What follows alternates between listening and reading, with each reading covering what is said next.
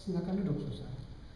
Saudara, kita akan mengakhiri tema dalam bulan ini mengenai conversion sama repentance di dalam khususnya kesaksian yang dinyatakan oleh Paulus di dalam buku Kisah Para Rasul. Kita akan masuk ke dalam kaitan antara Paulus dengan Gamaliel. Mari kita membaca terlebih dahulu di dalam Kisah Para Rasul pasal yang ke-22.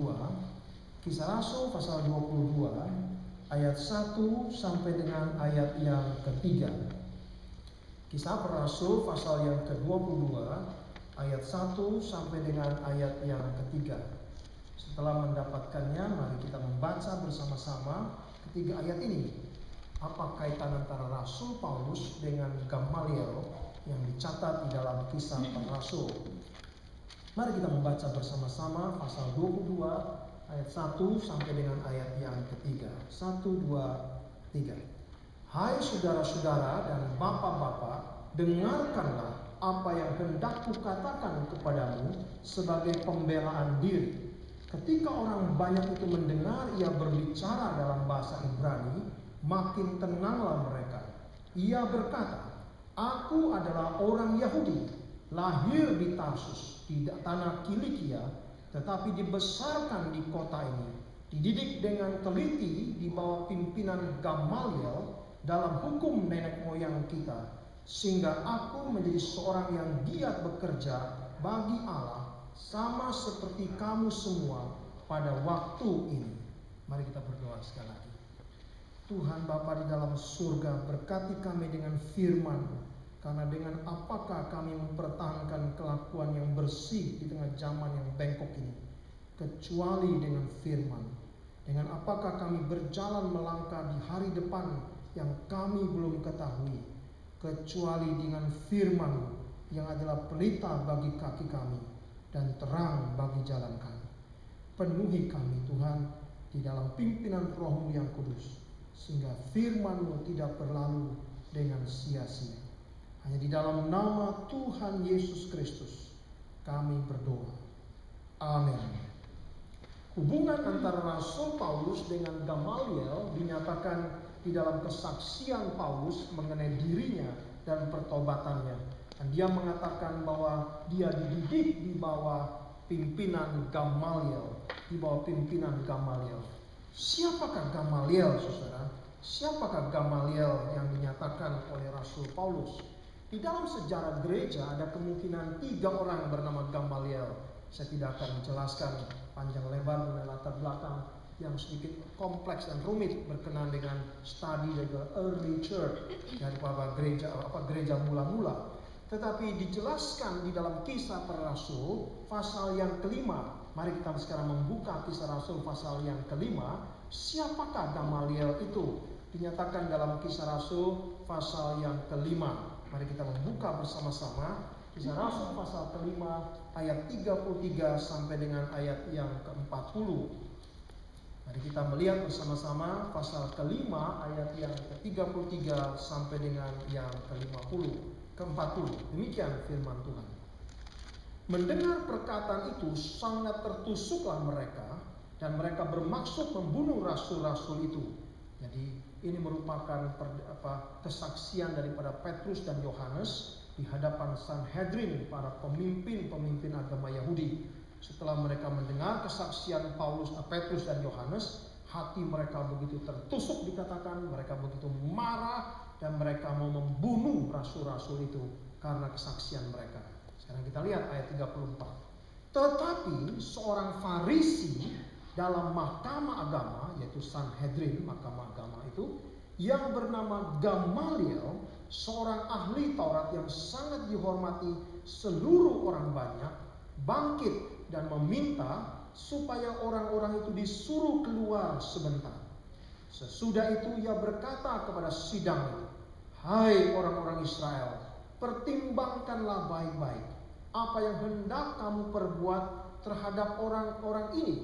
Sebab dahulu telah muncul si Teudas yang mengaku dirinya seorang istimewa, dan ia mempunyai kira-kira 400 orang pengikut.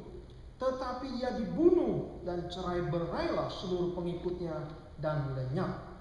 Sesudah dia, pada waktu pendaftaran penduduk, muncullah Yudas, seorang Galilea. Ia menyeret banyak orang dalam pemberontakannya, tetapi ia juga tewas dan cerai berelah seluruh pengikutnya. Karena itu, aku berkata kepadamu, janganlah bertindak terhadap orang-orang ini, biarkanlah mereka, sebab jika maksud dan perbuatan mereka berasal dari manusia, tentu akan lenyap. Tetapi kalau berasal dari Allah, kamu tidak akan dapat melenyapkan orang-orang ini.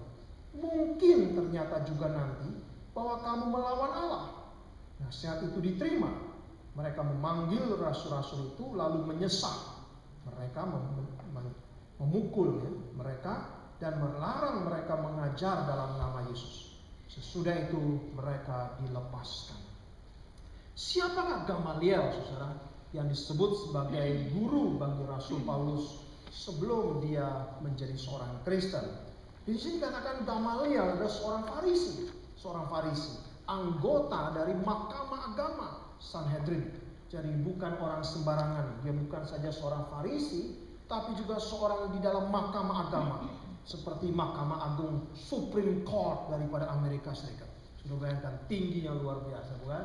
Seorang ahli Farisi, ahli hukum, sekaligus dia Mahkamah Agama.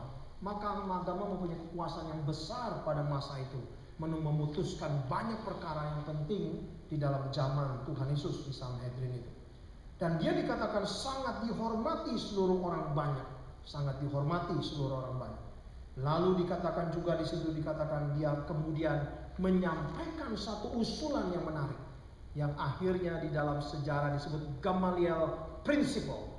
Wow, luar biasa, Gamaliel Principle. Apa prinsipal? Prinsipal dia bilang begini. Sudah, tenang dulu, tenang. Jangan segera berbuat sesuatu kepada rasul-rasul ini, kepada orang-orang ini. Sebab dia mengatakan kalau ini dari manusia, dia akan segera lenyap. Tidak akan bertahan. Nanti pemimpinnya dibunuh, dia akan kocak-kacir semuanya, selesai gerakan. Tetapi kalau ini dari Tuhan Allah, kata Gamaliel, kamu tidak tahu, lalu kamu berbuat salah terhadap orang ini, dan ternyata dari Allah, maka Gamaliel mengatakan, ternyata kamu nanti against God, kamu melawan Allah, itu celaka besar. Nah, saudara dikasih dalam Tuhan, prinsip ini menjadi prinsip yang dahsyat sepanjang sejarah, sejak diungkapkan oleh Gamaliel. Bukankah sampai sekarang kita kadang-kadang menggunakan prinsip yang sama? Kalau kita melihat ada sesuatu yang terjadi di sekitar kita, kita juga mungkin tanpa sadar memakai prinsip yang sama. Biarkan saja. Kalau itu dari manusia, pasti akan lenyap. Tapi kalau itu dari Allah, kamu tidak dapat melarangnya, tidak dapat menahannya. Dia akan terus berkembang. Jadi prinsip ini merupakan common sense yang luar biasa yang pernah diucapkan oleh seorang yang bernama Gamaliel. Saudara, renungan kita pada hari ini kita bertanya, saudara, bagaimana kita mengerti pekerjaan Tuhan? Kalau kita tidak bisa mengerti pekerjaan Tuhan, kita tidak bisa berespon dengan benar kepada pekerjaannya, maka sukar kita mengerti arti pertobatan, saudara. Sukar kita mengerti arti pertobatan. Jikalau kita tidak mengerti bagaimana Tuhan bekerja di dalam dunia yang berdosa, bagaimana sebetulnya Tuhan bekerja? Di sana sini kita melihat semakin lama dalam abad-abad yang akan kita lalui dan akan datang, semakin lama orang akan semakin meninggalkan Tuhan, semakin menghina dan tidak memperhatikan firman Tuhan. Lalu bagaimana kita mengerti pekerjaan Tuhan di dalam dunia semacam ini? Dan jikalau kita tidak mengerti pekerjaan Tuhan, bagaimana kita bisa berespon? Bagaimana kita bisa mengerti I'm only a sinner, saved by grace? Bukankah I'm a good person? Jikalau saya diukur oleh dunia modern, saya adalah seorang yang baik. Saya seorang yang mempunyai kedudukan, saya seorang yang mempunyai tabungan uang di bank, saya mempunyai rekod yang bagus di bank, saya mempunyai rekod yang bagus sebagai citizen, saya tidak pernah berbuat kriminal, I'm a good person. Kalau saya mempunyai pengertian seperti itu, bagaimana saya bisa tiba sampai berkata I'm only a sinner, saved by grace? Saya tidak mengerti pekerjaan Tuhan yang mencelikkan hidup saya. Bahwa saya only a sinner. Saya perlu grace dari Tuhan. Sehingga kalau kita tidak bisa mengerti bagaimana Tuhan bekerja di dalam dunia ini, maka sukar kita mengerti arti pertobatan. Dan lebih sukar lagi kita mengalami bahwa saya perlu mengalami metanoia. Saya perlu mengalami diubahkan hari demi hari, diperbaharui hari demi hari, sampai saya mengalami kelimpahan Tuhan di dalam sepanjang hidup saya. Ini yang menjadi renungan kita. Oleh karena itu, saudara sekalian, saya ingin mengajak kita membandingkan antara ucapan yang disampaikan Gamaliel ini dan pengaruhnya kepada Rasul Paulus. Bagaimana Gamaliel, kita akan persempit saudara, bagaimana kita melihat Gamaliel yang adalah seorang guru besar yang hebat, seorang Farisi, seorang anggota Sanhedrin Mahkamah Agama, mempunyai pengaruh kepada Saulus yang sebelum dia bertobat dan menjadi Paulus namanya. Bagaimana pengaruhnya kepada Saulus dan bagaimana Gamaliel principle yang tadi kita sudah baca mempunyai pengaruh juga kepada Saulus, dan bagaimana kita melihat sebetulnya pekerjaan Tuhan di dalam hidup Saulus sehingga dia sadar dia perlu bertobat, sehingga dia sadar dia perlu anugerah Tuhan, sehingga dia sadar dia boleh berkata seperti lagu yang kita nyanyikan, I'm only a sinner saved by grace. Saudara, ini yang coba sama-sama kita renungkan pada siang hari ini. Sekali lagi saudara, Gamaliel principle merupakan prinsip yang dahsyat sekali, dan kalau kita lihat dalam konteks pada masa Gamaliel mengucapkan kalimat itu, maka jelas perkataan Gamaliel ini mendatangkan kebaikan bagi rasul-rasul, kan? Sehingga Sanhedrin yang sudah siap-siap ingin menangkap rasul-rasul ini, yang siap-siap ingin membunuh mereka, begitu mendengar kalimat Gamaliel menahan diri, ya, lalu mereka sekedar memukul rasul-rasul itu, tapi memperbolehkan mereka pergi. Sehingga kalau kita melihat dalam konteks kalimat itu diucapkan, wow, kalimat itu be a blessing, bukan, kepada rasul-rasul.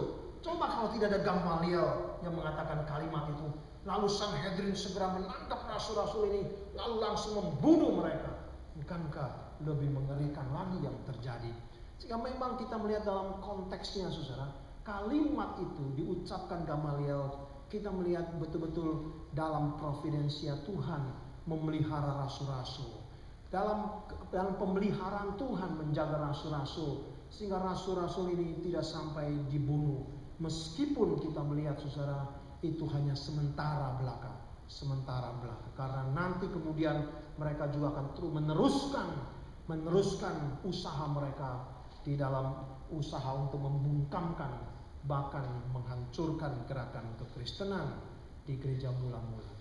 Tetapi yang kita coba ingin renungkan lebih dalam saudara, kalimat Gamaliel ini apakah kalimat yang positif atau negatif? Apakah kalimat Gamaliel prinsip ini bisa kita pakai dalam kehidupan kita tiap-tiap hari? Apakah bersifat positif sehingga kalau kita ingin mengerti pekerjaan Tuhan, bagaimana cara Tuhan bekerja? Coba kita lihat sajalah. Kalau itu sukses, berarti diberkati Tuhan. Kalau itu gagal, nah itu berarti Tuhan tidak berkati, saudara. Nah, paling kita akan menggunakan prinsipnya seperti itu. Kalau suatu gerakan ternyata berjalan lancar, sukses, ya sudah, misalnya ISIS, kalau dia sukses mendirikan Islamic State, dan dia sukses menjadi hebat, ya saudara harus terima bahwa itu adalah berkat Tuhan. Mengerikan, kan? Tapi kalau nanti Amerika yang menang, nah dia kalah, nah berarti bukan dari Tuhan. Apakah prinsip itu bisa kita pakai di dalam kita mengerti pekerjaan Tuhan di dalam dunia yang berdosa sekarang ini? Itu yang menjadi perdebatan yang panjang saudara di dalam biblical scholar. Menarik sekali bagian prinsip ini. Tapi saudara dikasih dalam Tuhan Yesus, kalau kita amati saudara, prinsip ini sekali lagi, pertama, di dalam kaitan konteksnya, ya di dalam kaitan konteks pertama Gamaliel mengucapkan kalimat itu, maka kita melihat ini menjadi suatu pemeliharaan Tuhan, menjadi providensia Tuhan, providence of God, yaitu Tuhan memelihara kedua rasul itu dalam konteks pada saat itu melalui ucapan Gamaliel. Kita sadar Tuhan bisa memelihara dengan segala macam hal berkenaan dengan dinamika-dinamika di dalam dunia yang berdosa ini. Bahkan di dalam pandangan-pandangan antar mereka sendiri, karena di dalam dunia yang berdosa, sesama orang berdosa sebetulnya conflicting di dalam self-conflicting di dalam diri mereka sendiri. Di dalam diri orang berdosa, saudara, mencapai kata sepakat is not easy one sebetulnya, kecuali di dalam dosa. Tapi nanti kalau sudah masuk lebih dalam di dalam dosa, sebetulnya dosa mengandung self-conflicting, mengandung bom waktu di dalamnya, yang suatu hari akan meledak sendiri, akan menghantam sendiri. Itu keadaan, sehingga kita melihat ada self-conflicting antara Gamaliel, Sanhedrin dengan yang lainnya.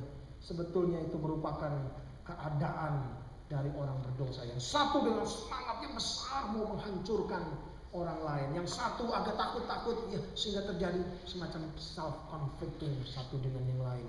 Dan ucapan Gamaliel itu kita pahami di dalam providensia Tuhan memelihara anak-anaknya, memelihara anak-anak. Maka di dalam Amsal, saudara, di dalam Amsal yang kita baca pada hari ini, saudara, kalau saudara melihat di dalam buletin di situ, kalau saudara melihat pada tanggal 1 Juli di situ dikatakan, a wise man is full strength, a man of knowledge enhance his might. For by wise guidance you can wage your war, and in abundance counselor there is victory. Di dalam bahasa Ibraninya, abundance counselor bukan sekedar kita banyak orang yang memberi nasihat kepada kita, tapi dalam bahasa Ibraninya yaitu mereka banyak konselor tapi akhirnya sepakat di dalam satu prinsip yang baik. Itu yang membuat kita menang dalam peperangan. Maka saya memberikan di dalam bahasa Indonesia, kita perlu banyak nasihat yang sepakat menegakkan keadilan. Kata sepakat itu penting di dalam bahasa Ibraninya, di dalam Amsal itu. Bukan sekedar saudara banyak konselor. Saudara kalau punya banyak konselor, dia ngomong A, dia ngomong B, yang satu Z, yang satu kontra sana, kontra sini. Semakin banyak saudara dengar, habis saudara. Mana bisa memenangkan peperangan. Semakin kacau balau, bukan? Saudara tanya semakin banyak orang, semakin banyak pendapat, dan pendapat satu sama lain conflicting satu sama lain. Wow, kita akan semakin kacau balau. Sehingga dalam bahasa Ibrani-nya artinya bijaksana itu memberikan kepada kita mendengar banyak, tapi mendengar dari orang-orang yang hatinya benar di hadapan Tuhan, yang mempunyai kesepakatan di dalam keadilan Tuhan, di dalam kebenaran Tuhan. Itu menjadi blessing dalam hidup ini. Dari orang-orang yang mencintai Tuhan, dari orang-orang yang hatinya punya komitmen kepada kebenaran, bukan sekedar dia menyampaikan kata-kata belaka. Jadi ada unsur kesepakatan. Maka itu sukar diperoleh di dalam konteks orang-orang yang berdosa sebetulnya, conflicting satu sama lain. Saya membaca beberapa dinamika yang terjadi di ISIS, dari laporan-laporan saya melihat di antara satu dengan yang lain, mereka sendiri ada self-conflicting satu sama lain. Tidak mudah, saudara, orang sepakat kalau tidak sama-sama di dalam kebenaran Tuhan. It's not easy untuk itu. Maka kita melihat dalam konteks yang pertama, saudara, maka kalimat yang disampaikan Gamaliel merupakan sekali lagi pemeliharaan Tuhan di dalam kehidupan kita, di tengah dunia yang orang berdosa, yang satu sama lain juga mengalami dinamika yang tidak bisa habis. Tuhan memelihara kita di dalam segala keadaan yang sukar seperti itu. Hal yang kedua, saudara, kalau kita melihat dari kalimat Gamaliel, bagaimana pengaruhnya kepada Saulus? Bagaimana pengaruhnya kepada Saulus? Karena kalau kita membaca di dalam kesaksian daripada Paulus, khususnya di dalam pasal yang ke-9, pada pertama kali Paulus menyampaikan dan dijelaskan mengenai pertobatan Saulus, dikatakan di situ Saulus adalah seorang yang zeal for God, yang semangat yang luar biasa bagi Allah, dan dia sedang menuju ke Damaskus untuk menangkapi orang-orang Kristen, masukkan ke dalam penjara, kalau perlu membunuhi orang-orang Kristen. Loh, bagaimana? Katanya Saulus dididik oleh Gamaliel, dan Gamaliel seorang yang punya nasihat luar biasa, begitu bijak, bukan secara common sense. Tapi mengapa pengaruhnya kepada Saulus menjadi seperti itu? Maka seakan-akan Saulus ingin membuktikan kalimat gurunya, sikap daripada gurunya, dengan membuktikan, mari kita melihat Siapa yang diberkati oleh Tuhan? Siapa yang bisa konsisten sampai habis-habisan? Siapa yang nanti akhirnya bisa sukses? Dia yang akan diberkati Tuhan. Wow, menjadi seperti itu saudara, di dalam kaitan dengan Saulus pengaruh. Sekarang Saulus dengan semangat berapi-api untuk Allah, sama-sama untuk Allah, sama-sama worship kepada tanda kutip Allah, bukan? Lalu Paulus ingin membuktikan kalau memang sungguh saya berada di jalan-jalan Tuhan Allah ini, pasti usahaku akan sukses meredam gerakan dari kekristenan, bahkan menangkapi mereka, membunuh mereka. Jadi kalimat yang disampaikan Gamaliel ternyata dibuktikan oleh muridnya Saulus menjadi pembuktian seperti ini. Ini yang kita lihat bukan di dalam sejarah. Kalau bagi orang yang lemah, kalimat Gamaliel menjadikan kita pasif, bukan? Ya kan? Sudah kita pasif aja, kita tunggu saja, tenang saja. Kalau memang Tuhan setuju, jalan. Kalau memang itu dari manusia, dia akan stop sendiri. Itu kita yang pasif. Tapi kalau kalimat Gamaliel ditangkap oleh orang yang aktif, orang yang super aktif, orang yang sangat giat, menjadi Saulus. Saulus berkata, saya akan pergi ke Damaskus, saya akan tangkapi orang-orang itu. Lalu kita lihat sekarang mana yang diberkati oleh Tuhan. Wow, menjadi seperti itu. Jadi bagi orang yang pasif, kita tunggu saja melihat, wait and see, mana yang berjalan, mana yang tidak. Tapi bagi orang yang aktif, orang yang mau bergiat, justru dia ingin membuktikan kalimat itu. Bahwa kalau pekerjaanku sukses, berarti diberkati oleh Tuhan. Dan orang yang saya hancurkan tidak diberkati oleh Tuhan. Dan memang benar yang saya kerjakan. Saudara, menjadi sesuatu yang sangat ekstrim, bukan? Baik kalimat yang menjadi orang yang aktif maupun orang yang pasif, sama-sama menjadi gerakan yang mengerikan. Saudara, kalau kita melihat orang seperti Saulus dengan semangat begitu membaca, begitu giat, begitu luar biasa, bukan hanya giat di dalam hatinya, tapi ada action, ada tindakan yang dia lakukan. Bagaimana orang ini bisa mengalami pekerjaan Tuhan? Bagaimana orang seperti ini bisa diyakinkan lagi? Apalagi jadi support oleh kalimat dari gurunya Gamaliel, membuktikan bahwa Allah memberkati yang mereka usahakan dan kerjakan. Bagaimana membereskan pergumulan semacam ini? Itu sebabnya saudara dikasih dalam Tuhan, kalau kita memperhatikan kalimat Gamaliel kemudian memberikan sedikit argumentasi terhadap kalimatnya dengan memakai dua contoh sebetulnya saudara. Contoh yang pertama, dia mengatakan Theudas. Ini menjadi suatu sejarah yang menarik kalau kita pelajari early church. Theudas adalah seorang yang bergerak dengan 400 pengikut, kemudian ingin melawan Roma pada waktu itu. Demikian pula Yudas di Galilea. Nah, Gamaliel mengambil prinsip ini secara general prinsip.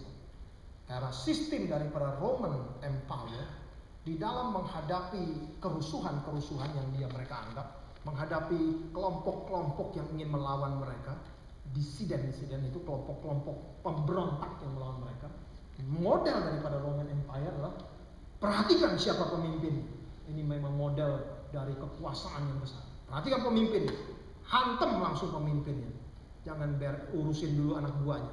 Hantam pemimpin. Dan rata-rata terbukti sukses, saudara. Dia hantam pemimpinnya, mati pemimpinnya, bubar semuanya. Itu model kekuasaan yang besar. Selalu dia hantam pemimpin. Tapi menjadi pertanyaan, saudara. Ini adalah model teknik daripada Roman Empire. Saudara kalau mempelajari sejarah kekuasaan kekasaran Roma, demikian. Pada waktu misalnya Roma ingin menaklukkan Egypt, maka yang dia hantam adalah Cleopatra. Dia hantam pemimpinnya. Begitu pemimpinnya terjebak, ditangkap, kemudian mau dibawa ke Roma, Cleopatra sadar kalau dia sampai ke Roma, meskipun dengan bujukan manis dari Antonius yang nanti menjadi Julius Caesar, dia keponakan dari Julius Caesar yang menjadi Agustus, Kaisar Agustus. Dia mengganti namanya Agustus. Dia mengatakan, sekarang kau sudah terjebak, kau sudah terkepung oleh Roma. Sekarang lebih baik kau menyerah, ikut kami pergi ke Roma. ke Roma. Kita bersahabat. Karena apa yang kau perlukan kami kirim. Yang kami perlukan gandum, kamu kirim. Mari kita kerjasama. Cleopatra sadar. No, tidak mungkin terjadi seperti itu. Kalau dia pergi ke Roma, maka dia pergi bukan sebagai guest, apalagi honorable guest. Dia akan menjadi tawanan seperti kebiasaan Roma. Saudara kalau membaca cerita apa? Garlic apa enggak? Ekstrik, ya. Jadi itu daerah-daerah yang melawan Roma. Kemudian kalau ditangkap, mereka akan ditaruh di kereta-kereta sambil diikat, sambil dibalikin badannya, dicambuk. Mereka akan dibawa masuk dalam iringan yang jaya adalah senator yang memenangkan peperangan. Ini adalah tawanan, dihina habis-habisan. Maka Cleopatra sadar tidak ada jalan lain. Dia bunuh diri, tidak ada jalan lain. Model Roman Empire adalah cari tahu pemimpinnya. Siapa pemimpinnya? Maka saudara jangan suka-suka jadi pemimpin, bukan? Tapi puji Tuhan kita bukan zaman Roma lagi, bukan? Jadi tidak mengalami seperti itu. Dalam zaman Roma pemimpin dihantam, bunuh dia, bubar semua. Tetapi Roman Empire kali ini sedikit missing, sedikit salah di dalam menghadapi orang Yahudi. Sebab dalam orang Yahudi tidak gampang. Pertama, pada waktu Yudas, contoh Yudas ditangkap, dibunuh, maka pengikutnya memang cerai berai. Tapi pengikutnya nanti berubah bentuk menjadi kaum Zelotis dalam sejarah. Kaum Zelotis itu nanti yang akan cari gara-gara di tahun 70 AD pada waktu Yerusalem dihantam oleh tentara Roma. Jadi hilang sama sekali tidak. Mereka bergerak lagi menjadi Zelotis, kumpul lagi, bergerak menjadi kelompok yang baru, Zelotis. Ini yang kita lihat. Dan Roma lebih salah lagi mengerti kekristenan. Di dalam mengerti kekristenan salah lagi Roma, karena Roman Empire merasa dia harus cari pemimpin, hantam mereka dalam sepanjang sejarah gereja. Tapi gereja adalah the body of Christ. Pemimpin hanya menggembalakan. Pemimpin bukan segala-galanya. Pemimpin utama adalah Kristus. Rasul-rasul hanya pemberita-pemberita Injil, penyampai-penyampai Injil. Bukan pemimpin hierarki seperti itu. Sehingga mereka tangkap ini, mereka bunuh Paulus, bunuh Petrus, dan terus gereja terus bergerak. Roman Empire keliru di dalam mengerti strategi ini. Karena gereja tidak ada pemimpin model Pope pada masa gereja mula-mula. Begitu satu dihantam, firman terus tersebar. Maka saudara, kalau saudara memperhatikan juga bagaimana orang-orang Yahudi di dalam mengerti gerakan kekristenan, juga saya lihat, juga kalau kita lihat sama kelirunya saudara, kalau saudara perhatikan. Misal saudara perhatikan ya, di dalam beberapa ayat. Misalnya kata Stefanus dilempari batu sampai mati. Kemudian Yakobus dibunuh oleh Herodes. Paul dan Barnabas lari dari Iconium karena mau dibunuh. Lalu kemudian dia dilempar batu di Listra, dibuang keluar dari kota. Paulus Silas dikebukin sampai setengah mati, saudara, masuk ke penjara di Filipi. Tapi disimpulkan oleh Kisah para Rasul, but the word of God increases and multiplies. Tidak dikatakan and the leaders of Christianity increase and multiply, tapi the word of God increase and multiply. Luar biasa. The word of God menjadi subjek di sini, bukan lagi sekedar orang. Itu sebabnya sesuai dikasih dalam Tuhan, prinsip daripada Gamaliel tidak terlalu persis bisa kita terima begitu saja di dalam sepanjang perjalanan hidup kita. Karena kalau kita melihat pada waktu Yesus Kristus disalibkan di atas Golgota, bukankah kita bisa berkata melalui prinsip Gamaliel, oh, kekristenan tidak diberkati oleh Allah. Buktinya pemimpinnya disalibkan. The end, selesai. Ternyata tidak diberkati oleh Allah. Tapi siapa yang menduga dia bangkit dari antara orang mati? Kita suka memahami pekerjaan Tuhan hanya berdasarkan prinsip Gamaliel, saudara. Tidak gampang. Ada banyak hal-hal yang kita melihat seperti Hitler di awal-awal yang seakan-akan suksesnya luar biasa. Menurut perhitungan di atas kertas manusia, tidak mungkin Hitler gagal. Tapi dia keliru dalam satu dua kaitan, khususnya dalam kaitan dengan memperhatikan Amerika, Rusia, sehingga dia kolaps. Dalam sejarah, saudara, Tidak segampang pada waktu orang mengalami tahun-tahun pertama Hitler, mereka tidak akan setuju prinsip Gamaliel, karena ternyata dia sukses luar biasa. Sukses luar biasa. Kadang-kadang dalam sejarah kita tidak gampang memperhatikan rangkai demi rangkaian seperti. Kadang-kadang sampai kita mati pun mungkin kita belum melihat jalan keluar, tapi tidak berarti tidak ada jalan keluar. Itu sebabnya saudara dikasih dalam Tuhan, bagaimana kita mengerti kaitan antara Rasul Paulus dengan prinsip Gamaliel ini. Maka dari Gamaliel, di tangan Saulus, prinsip itu menjadi sangat aktif. Lalu dia sengaja ingin membuktikan dengan cara membunuh orang-orang Kristen. Tapi bagaimana Tuhan bekerja terhadap Paulus? Bagaimana Tuhan bekerja? Tuhan tidak langsung kemudian dari surga babat habis semuanya usaha Paulus, babat habis Sanhedrin, jungkir balikin semua Sanhedrin, bunuhi semua orang-orang Farisi di seluruh Yudea, sehingga terjadilah kemenangan gereja Tuhan luar biasa. No. Tuhan tidak kerjakan based on Gamaliel principle, tapi Tuhan Yesus yang hidup, dia hanya memanggil Paulus melihat cahaya terang. Blindness itu sudah kita khotbahkan minggu lalu. Lalu ada suara bertanya, Paulus, Saulus, Saulus, mengapa engkau menganiaya aku? Wow. Bagaimana mungkin seorang yang dianiaya bisa bertanya kepada yang penganiaya? Mana mungkin orang yang sudah lemah terjatuh di situ bisa tanya? Kita sudah dipiting sama orang yang kejam, lalu apa kamu membunuh? Ditertawai bukan sama orang yang lagi berkasa, yang lagi kasih. Saya bayangkan kasus yang heboh di Pulau Bali, seorang anak umur 10 tahun bukan dibunuh begitu kejam dalam kaitan dengan ibu angkat dan sebagainya. Saya bayangkan kalau dia anak kecil dipukul segala macam, lalu dia tanya, mengapa kau pukul? Nothing. Orang kalau sudah begitu kejam dan berani sudah berbuat sesuatu yang kejam, mana bisa ditanya seperti itu. Tapi Yesus yang mengidentifikasikan dirinya dengan orang yang dianiaya, yaitu jemaatnya, tubuh. Yesus tidak mengidentifikasikan diri, I am the Lord, misalnya keluar api yang besar di hadapan Paulus seperti dalam perjanjian lama. Tapi Tuhan Yesus yang bertanya, why are you persecuting me? Orang yang teraniaya bisa bertanya, jungkir balik semuanya, saudara. Paulus sadar yang bertanya mempunyai kekuatan yang besar, yang bertanya mempunyai hak untuk bertanya. Dan sekarang tidak ada hal yang lain sehingga dia balik tanya, who are you Lord? Siapa engkau Tuhan? Ini merupakan suatu return, suatu pembalikan yang dahsyat, saudara.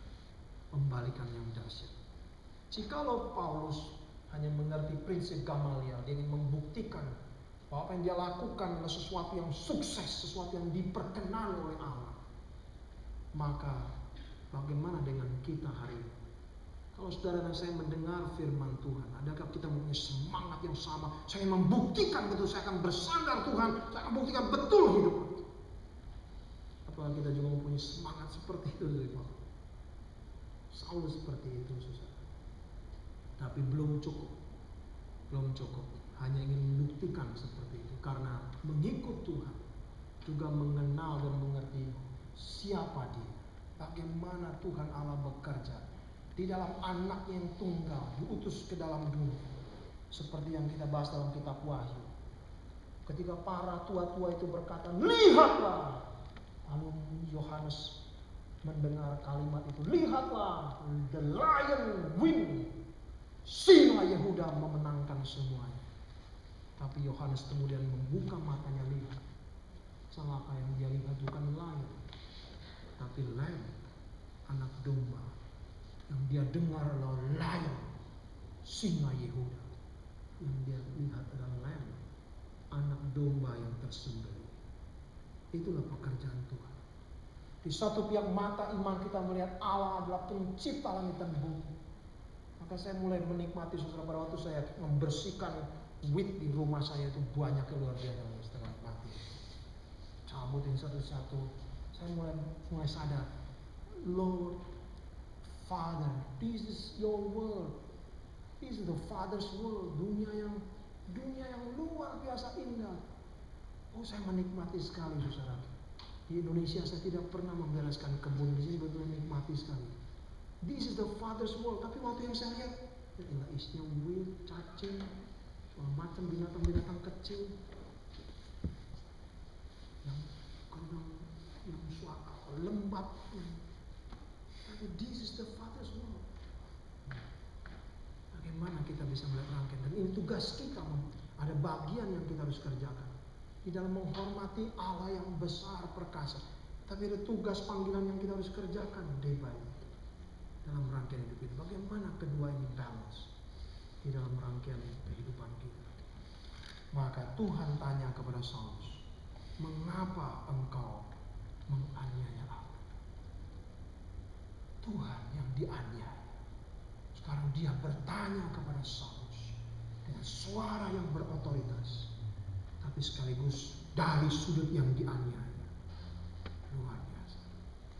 Sehingga ini menjadi kesadaran bagi Paulus. Apakah engkau berhak menganiaya orang-orang Kristen? Apakah engkau betul-betul berhak? Sekarang yang dianiaya bertanya kepadamu. Apakah engkau berhak melakukan semuanya? Dan engkau merasa hebat dan menang. Lalu kalau engkau menang, engkau merasa diberkati tanda kutip oleh Allah. Prinsip yang tidak bisa berlaku, saudara. Dan titik starting point adalah Paulus tanya, who are you? Siapa engkau, Tuhan? Ini persoalan yang paling dahsyat. Tuhan macam apa yang dikenal oleh Paulus? Tuhan macam apa yang dikenal oleh Gamaliel? Tuhan macam apa? Tuhan macam apa yang bekerja di dalam dunia yang berdosa ini, yang penuh dengan segala kerumitan? Bagaimana membenahi, membereskannya? Bagaimana dia mengerti? Who are you? Maka di situ Tuhan Yesus berkata, aku Yesus yang kau aniaya. Bukankah yang dianiaya oleh Paulus hanya orang Kristen? Paulus sekarang mulai sadar, you know me Christ. Bahwa yang aku aniaya adalah body of Christ. Dan Tuhan Yesus mengidentifikasikan dirinya dengan jemaat yang lemah, jemaat yang tidak berdaya, jemaat yang seakan-akan membela dirinya pun tidak kuat, sehingga tidak bisa membuktikan dari prinsip Gamaliel bahwa saya bisa sukses, bahwa saya bisa bertahan dan membuktikan Allah berkenan kepada saya. Tidak mampu. Mereka hanya orang-orang biasa, bukan pemimpin-pemimpin kebanyakan. Mereka hanya orang-orang biasa, saudara, di gereja mula-mula, nelayan-nelayan. Nikodemus yang jadi Kristen pun tidak berani mengaku. Yusuf Arimatea, orang kaya, tidak berani mengaku. Mereka hanya orang sederhana, sehingga mereka tidak bisa membuktikan dari prinsip Gamaliel bahwa Allah betul-betul berpihak pada mereka seakan-akan. Dibandingkan Saulus yang dengan kekuatan yang besar, tenaga mudanya, punya surat otoritas dari imam besar untuk berbuat apa yang dia mau. Tentu seakan-akan Saulus lebih sukses dibandingkan dengan orang-orang sederhana. Tapi Saulus sekarang sadar, who are you? I'm Jesus yang engkau aniaya itu. Sesuai dikasih dalam Tuhan Yesus, mari kita belajar mengerti belas kasihan dan kemurahan Tuhan, panjang sabar Tuhan. Mari kita belajar mengerti pekerjaan Tuhan dengan tetap setia, bukan karena kita punya power untuk melakukan sesuatu, tapi kita mau menjadi faithful di dalam Tuhan. Kebenaran tidak dibuktikan sekedar mana yang lebih berkuasa, mana yang tidak. Kebenaran tidak sekedar dibuktikan mana yang seakan-akan mempunyai fasilitas untuk hebat dan tidak. Tapi faithful, tetap setia mengikut Tuhan, menjalankan apa yang Tuhan kehendaki dan berkenan di hadapan Tuhan. Bukan dibuktikan berapa ribunya orang yang mengikut kita, tapi berapa setianya kita. Maka Tuhan Yesus hanya bertanya, marilah hamba-Mu yang baik dan yang setia. Setia, bukan sekedar setia atas diri kita sendiri, tapi setia dari apa yang firman Tuhan nyatakan. Kita berespon kepada pekerjaan Tuhan yang adalah layak, tapi sekaligus adalah lamb, anak domba yang tersembelih. Oleh karena itu, saudara, di dalam hidup ini kadang kita mengalami banyak dilema, Kita sadar Allah kita Allah yang perkasa, Allah yang besar, Allah pencipta langit dan bumi. Tapi dalam hidup sehari-hari memang kita harus menghadapi kadang-kadang tangisan, kesulitan, kelemahan, kesakitan. Be faithful because He is faithful. Dan Dia akan membuktikan kebenaran kita melalui berbagai macam tantangan dan kesulitan apapun di dalam kuasa kebangkitan. Dia hidup dan Dia menghidupkan kita. Mari kita tundukkan kepala dan masuk di dalam doa. Dengan sikap berdoa kita akan mendengarkan musik memainkan bagian oratorio Elijah. Ketika Elijah putus asa, ketika Elijah melihat hanya seorang diri dia hidup, tidak ada yang menolong dia. Ketika Elia sukar mengerti pekerjaan Tuhan. Mengapa dia izinkan Isabel membunuhi nabi-nabi, membunuhi orang-orang umatnya. Elia merasa kesunyian, kesepian. Lalu ada suara berkata, He watching over Israel. Your gods slumber not. Bahwa Tuhan Allah mengawasi dan memelihara umatnya. Dia tidak terlelap dan tidak tertidur. Menjaga, merawat. Be faithful Elijah. Menjadi kuat di dalam kasih karunia Tuhan. Sekalipun dunia seolah-olah gelap dan menggentarkan kita. He watching over Israel.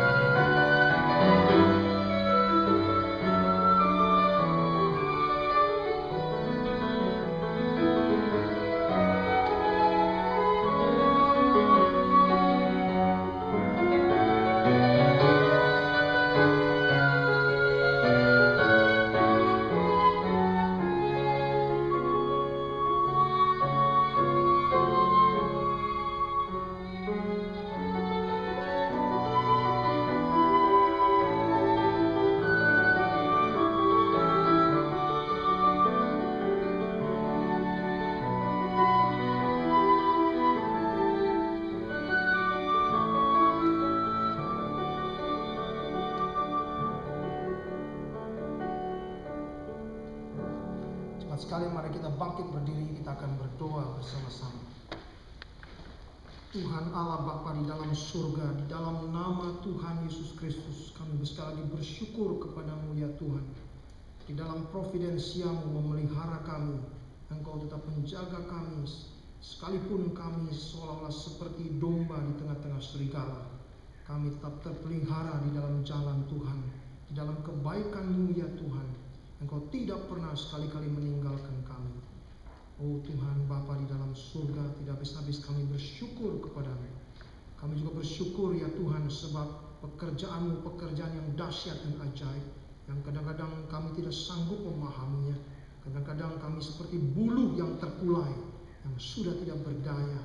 Tetapi Engkau Tuhan tidak membiarkan buluh itu patah dan tidak lagi bisa berbuah. Kami seperti bulu yang terkulai di dalam sengat matahari yang dahsyat, yang mengeringkan kami. Tetapi Engkau tidak pernah membiarkan bulu itu menjadi patah dan hancur. Karena kami berakar di dalam kasih setiamu, dalam perjanjianmu yang kekal. Kami bersyukur untuk segala kebaikan-Mu ya Tuhan. Kami bukan perkasa di dalam kekuatan kami, bukan perkasa di dalam kehebatan kami, kedudukan kami, kemampuan-kemampuan hidup kami. Tapi kami mau setia di dalam Engkau, itulah kekuatan kami. Kami mau tetap berpegang kepada kebenaran-Mu dan menjadi berkat bagi sesama kami. Bagaimana kami berdiri tegak di dalam kasih karunia-Mu. Dan saat yang sama kami menyatakan, memancarkan kasih. Tuhan, inilah kami dengan segala tantangan kelemahan hidup kami. Tapi kami bersyukur kami mempunyai telinga Allah Bapa yang mendengar kami. Maka setiap keluhan dan doa kami. Kami berdoa ya Tuhan dengan tetap sehati bagi Bapak Yan. Kami bersyukur Tuhan telah memimpin, memelihara dia dalam semua proses pengobatan. Di dalam nama Tuhan Yesus kami tidak habis-habis terus berdoa bagi kesembuhan bagi dia. Baik dalam masa-masa proses pengobatannya, operasinya, di dalam nama Tuhan Yesus, Tuhan berkati dengan kelimpahan-Mu. Dia boleh mengalami kehadiran-Mu, kekuatan yang daripada-Mu di dalam segala kelemahan dia sekalipun. Engkau menguatkan dan keajaiban kasih karunia-Mu boleh berlangsung dalam hidupnya. Bagi Ibu Indah, Jessica, Jonathan, Mami dan seluruh keluarga dan seluruh jemaat Tuhan. Kami juga berdoa bagi Ibu Aisyah. Kami bersyukur Tuhan tetap memelihara, menguatkan hamba-Mu ini. Tuhan terus beri kekuatan bagi dia di dalam segala kelemahan tubuhnya Tuhan. Kiranya Roh yang kudus meneguhkan, menguatkan berlimpah-limpah di dalam batin jiwa rohnya, di dalam kasih setia Tuhan, sehingga memberi kekuatan kembali bagi tubuh. Kami berdoa ya Tuhan bagi setiap kami dalam pergumulan kami masing-masing. Tuhan kuatkan kami. Berkati saudara kami yang sedang dalam perjalanan di Indonesia maupun yang ada di mana-mana tempat, Tuhan sertai. Berkati kami yang di sini tetap setia terus melayani Engkau. Dan kalau Tuhan berkenan, Tuhan gerakan bawa orang-orang itu datang, ditambahkan kepada jumlah kami. Mereka yang sungguh rindu akan firman-Mu, yang mau bertumbuh di dalam perjanjian-Mu, dan yang mau menanti penggenapan firman perjanjian. Karena yang kami beritakan bukan perkataan manusia, tapi berasal daripada Engkau sendiri ya Tuhan. Kami bersyukur segala kebaikan bagi kami, baik kami yang sedang studi, yang sedang bergumul akan hari depan kami, teman hidup, pekerjaan. Tuhan pimpin satu demi satu. Tuhan lengkapi kami dengan apa yang kurang pada kami, sehingga kami boleh menyatakan kemuliaan-Mu di dalam segala apa yang ada pada kami. Sebagaimana adanya, Engkau juga yang akan menyempurnakannya. Kami bersyukur, kami berdoa di dalam satu nama yang kudus, Tuhan Yesus Kristus, yang mengajar kami berdoa. Bapa kami yang di surga, dikuduskanlah nama-Mu, datanglah kerajaan-Mu, jadilah kehendak-Mu di bumi seperti di surga. Berikanlah kami pada hari ini makanan kami yang secukupnya, dan ampunilah kami akan kesalahan kami, jadi kami juga mengampuni orang yang bersalah kepada kami. Dan jangan membawa kami ke dalam pencobaan, tapi lepaskan kami daripada yang jahat.